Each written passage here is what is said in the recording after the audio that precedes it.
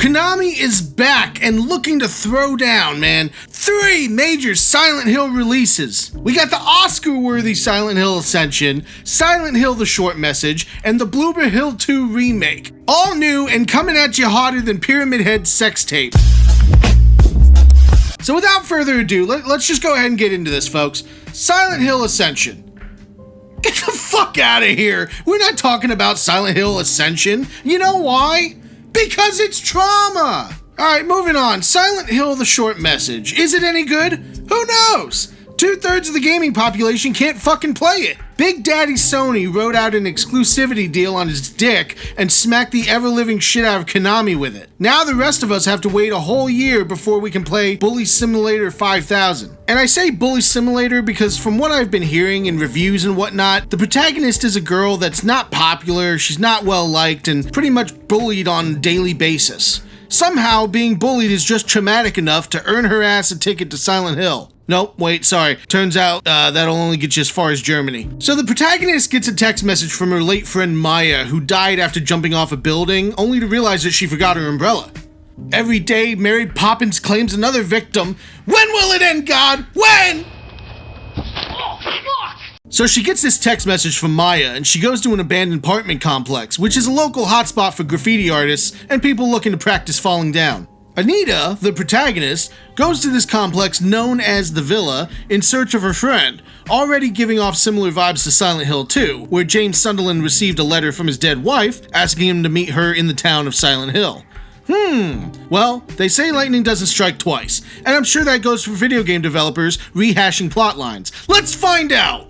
Controlling Anita, the player explores the villa, reliving certain memories from her past while uncovering documents that serve to fill in the blanks between memories. One document even ties this game to its namesake, explaining that people under insane amounts of stress can experience the Silent Hill phenomenon. Not to be confused with slender sickness, even though it's the same fucking thing.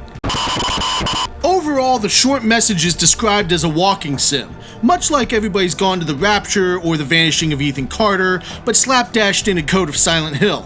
Now, the game was developed by Hexadrive and published by Konami. It was built using the Unreal Engine 5, and the cool thing about the game is that it marks the return for Silent Hill composer and rock star Akira Yamaoka, as well as veteran monster designer Masahiro Ito, who is well known for the creature designs of the first 3 Silent Hill games. Now, it's going to be a whole year before I can get my hands on this game and really play it for myself, but it does look intriguing. Now, at the same time, I can totally understand why certain people are turned off by this. I mean, it's not the best representation for the Silent Hill series coming back to take over the AAA space. And you know, not only that, but it's been like 10 years since PT, and believe it or not, those wounds are still fresh. People have not gotten over PT and what could have been. And from what I've seen in certain gameplay footage, there's definitely elements of PT that have been recycled and thrown into the short message. Naturally, this hasn't helped the game any. Like I said, the game's very interesting to me and it's something I definitely want to play, but I don't know if I would have called this a Silent Hill game, to be honest with you.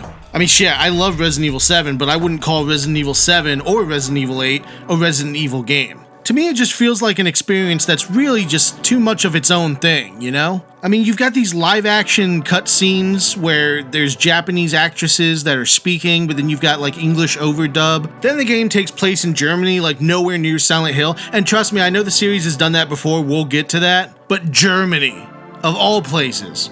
So yeah, just going strictly off of the fact that I can't play the game myself, if you were to ask me what I think about it, I think it's worth at least a playthrough just as a video game on its own. But as a Silent Hill title, I just don't know that it delivers. And I heard something about how this game was created to kind of introduce modern players to what Silent Hill is, but this isn't what Silent Hill is. So what you're introducing them to, at best, is a watered-down Silent Hill experience. Last but not least, we've got Bloober Hill 2 Remake. And I've got to be honest with you, I love watching everybody react to the Silent Hill 2 Remake online because the general consensus is mostly negative, and it just reminds me of how I was with the Resident Evil 3 Remake. I was totally against it, and nobody listened to me either, so all of these Silent Hill 2 fanboys are freaking the fuck out with every new glimpse of the remake, and I'm just over here like...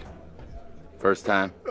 Now, full disclosure, I've never played Silent Hill 2, and personally, I don't care if I ever do. It's been out so long, I already know what happens. I've seen people talk about it, and really, James Sunderland's story doesn't intrigue me as much as the Masons. Now look, I'm not knocking Silent Hill 2. I'm sure it's a great game in its own right. However, I do think Silent Hill 2 is partly to blame for the problems that persist with the Silent Hill series today. And the reason why I say that is Silent Hill 1 and Silent Hill 3 both follow the same premise. That premise is consistent throughout both games. The long and short of it being that there is an evil cult in the town of Silent Hill looking to resurrect their ancient lost god. In the first game, they look to do so by impregnating Alessa Gillespie, a young girl with psychic powers who is able to split her consciousness into two beings.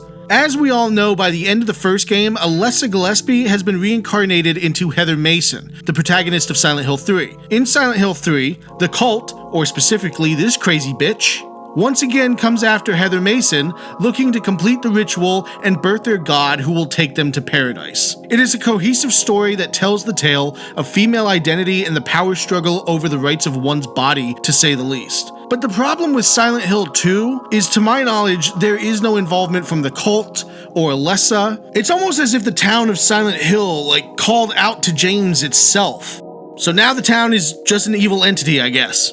And that's the problem. All of these games took the idea that the town itself was some evil entity and ran with it. Silent Hill Downpour, Silent Hill The Short Message, Silent Hill 4, and I hate to mention Silent Hill 4 because I fucking love that game. But they did. All of them took the idea that the town was evil and it could reach out and grab bad people and pull them in to punish them or some shit, like it's fucking Hellraiser. You opened the letter, we came. I mean, at least Silent Hill Homecoming had the decency to include the cult back into the story. The cult had an agreement with the people of Shepherd's Glen that as long as they'd sacrifice one of their children every time the fucking circus came into town or something, they would be safe from Silent Hill's influence. But really, once that saga with the cult and Alessa Gillespie was concluded in Silent Hill 3, there's really no more mention of the cult outside of Homecoming.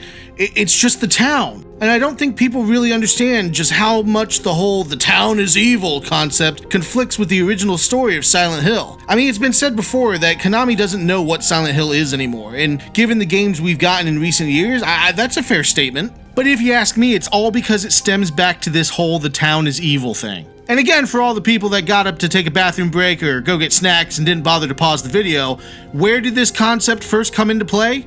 Silent Hill 2. That's right, your favorite Silent Hill game ruined the series. Good night, everybody!